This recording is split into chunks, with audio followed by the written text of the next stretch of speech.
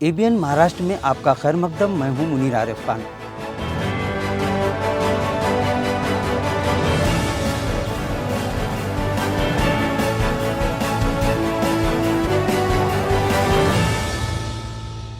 ABN Maharashtra में आपका खैर मकदम। मैं हूं मुनीर आरिफ खान। नाज़रीन, औरंगाबाद तब्दीली इनाम मामला इन दिनों पूरे मराठवाड़ा ही नहीं बल्कि पूरे महाराष्ट्र की आवाम के लिए एक अहम मसला बन चुका है। वैसे तो अदालत खुद इस बात का इतराफ़ कर चुकी है कि शहर, ज़िला और डिवीज़न के साथ साथ ताल्लुक़ात के नामों को तब्दील करने के लिए हुकूमत और इंतज़ामिया कुछ ज़्यादा ही जल्दबाजी दिखला रहा है। और इसका सबूत इस बात से हासिल किया जा सकता है कि एक तरफ जहां आवाम, नौजवान, किसान और दिगर समाजी और फलाही तंजीमों को अपने मुतालबात को पूरा करवाने में जहां महीनों गिनती लग जाते हैं, यहाँ तक कि कई मामलात में तो साल हर साल गुजर जाते हैं, लेकिन ये मसाइल हल नहीं हो पाते।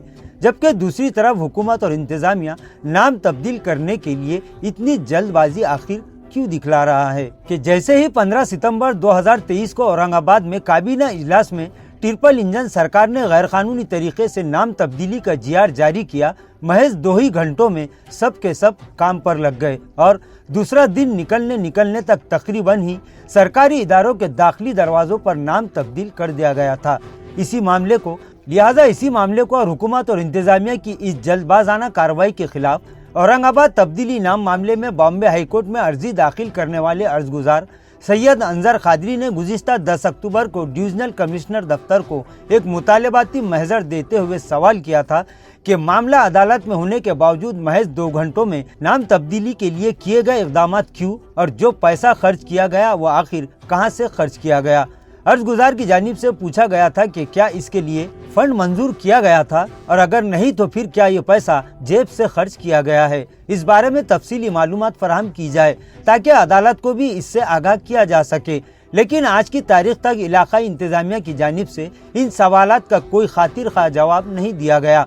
लिहाजा इस मामले को लेकर अंजर खादरी ने सख्त नाराज़गी का इजहार करते हुए कहा कि वो इन सारे मामलात को आने वाली 6 दिसंबर को अदालत के सामने रखेंगे। इसी तरह उन्होंने ये भी कहा कि इस मामले में अदालत को तमाम कार्रवाइयों से वाकिफ भी करवाया जाएगा। नाज़रीन, अंजर खादरी ने यह भी कहा कि इस मुतालबाती महज़र के ताल्लुक से बार बार मुतल्लिक़ा इंतज़ामिया से नुमाइंदगी की गई, लेकिन इस सिमत में कोई माकूल और काबिल क़बूल जवाब नहीं दिया गया, जिसके बाद ये खदशा जाहिर किया जा रहा है और ये सवालात भी उठ रहे हैं कि दफ्तर के बोर्डों और दिगर अहम दस्तावेज़ात पर जल्दबाजी में तब्दील किए गए नाम पर जो लाखों करोड़ों रुपये खर्च हुए, आखिर वो आए कहाँ से। ये सोचने वाली बात है, क्योंकि जब GR जारी होता है, अहकामात दिए जाते हैं, इसके बाद एक तहरीरी लेटर जारी करके इस GR में इम्प्लीमेंट करने के अहकामात भी दिए जाते हैं, वो भी अब तक आवाम के सामने फ्लैश नहीं किया गया।